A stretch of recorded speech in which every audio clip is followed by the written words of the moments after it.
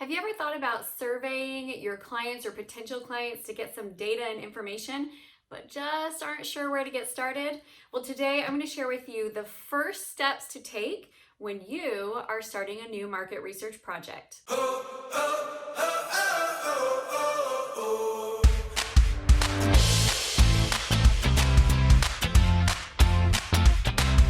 Hi, I'm Amy Walker, and thanks so much for watching the channel. I appreciate you being here.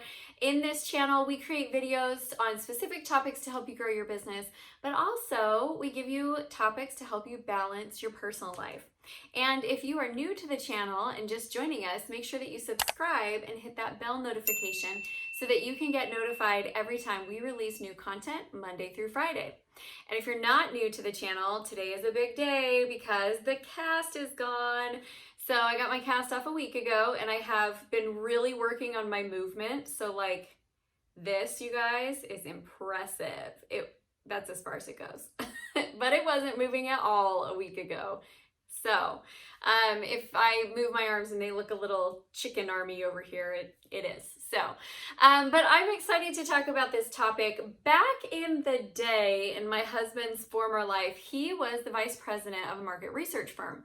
And so he would work with big companies and big businesses and big name politicians to do data research and help them with their market research, gathering a bunch of information before they launched a campaign or before they launched a new product, or really kind of sometimes before they blow their nose. Like, they go in and they get data and they see if what they're talking about and what they're promoting aligns with what their clients want.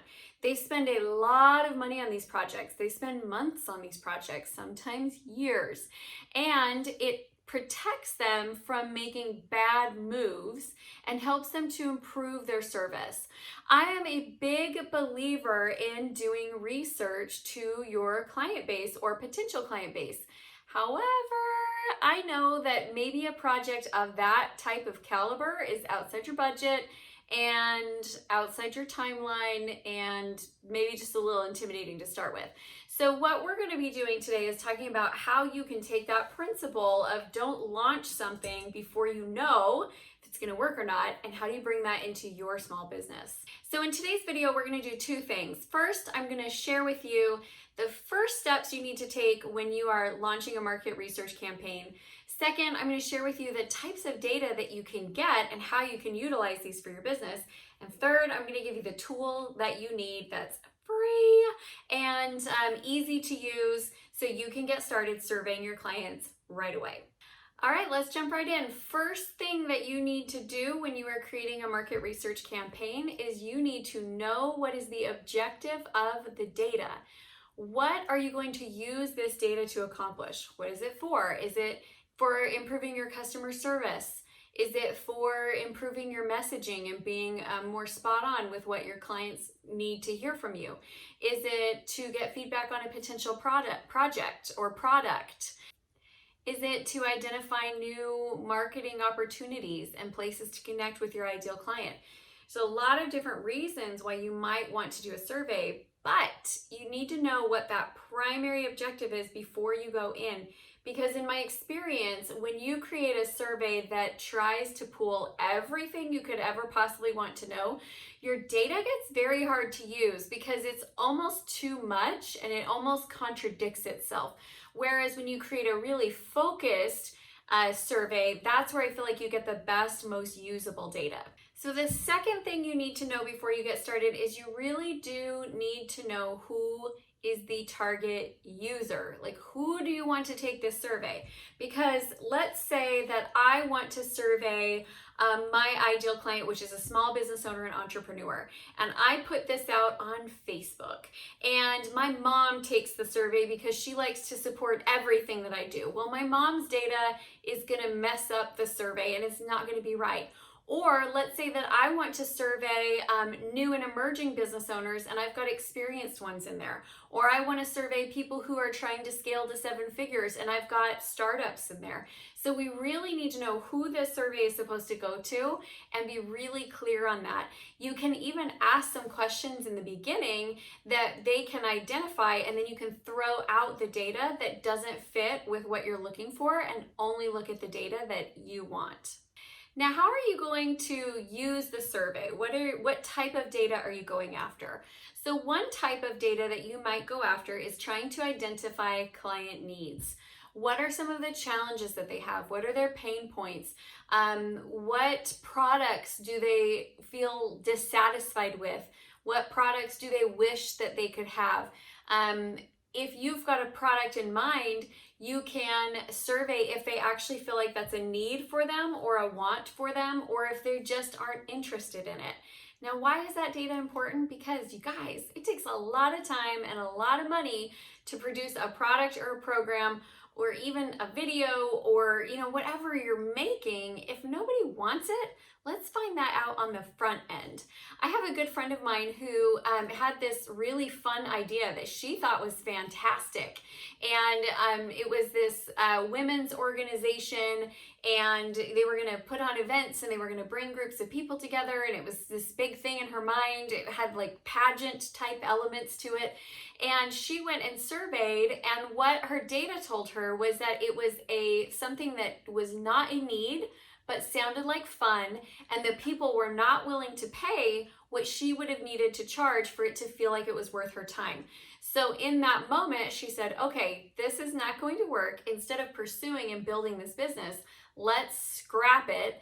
Let's come back to the table with a new idea that will not feel like such a want, but will actually feel like it fills a need for our people.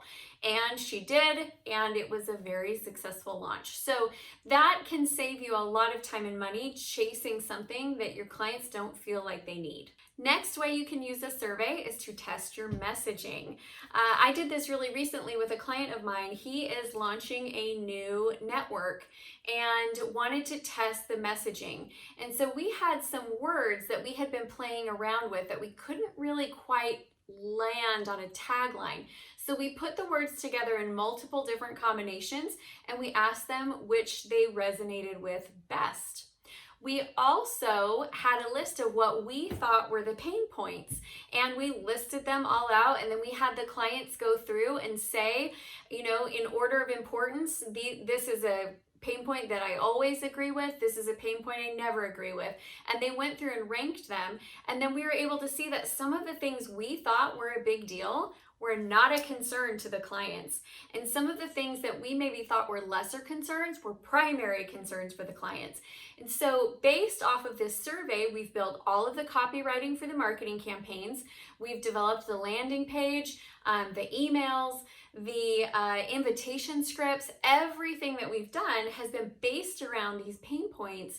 And I cannot tell you how many times I have gone back to that survey to remind myself and to remind him as he's making decisions. Well, hold on, let's look at the survey. Let's remember exactly what they said so that our messaging is in alignment with what the customers want to hear in order to move forward. The next thing that I think is really useful to survey is where and how your clients want to connect.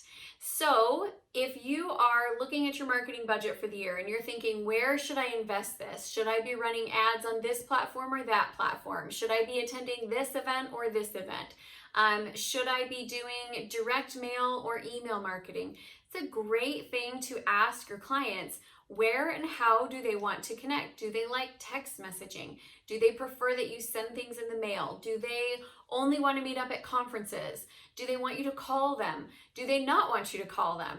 That is really great information to have so that you can start to determine what conferences you should attend and sponsor and maybe have a presence at.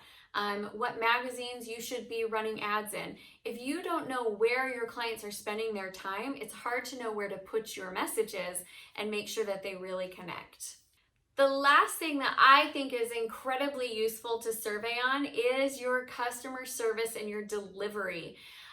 Sometimes those are the ones that for me are a little bit scary because truthfully, I pour my heart and soul into my clients. And when I'm not doing a good job, that stings a little bit to hear it. But you know what stings more is no one telling you and going on for a while with dissatisfied clients. So I do find it to be really helpful to survey them and ask about how the experience is going, what they like, what they don't like.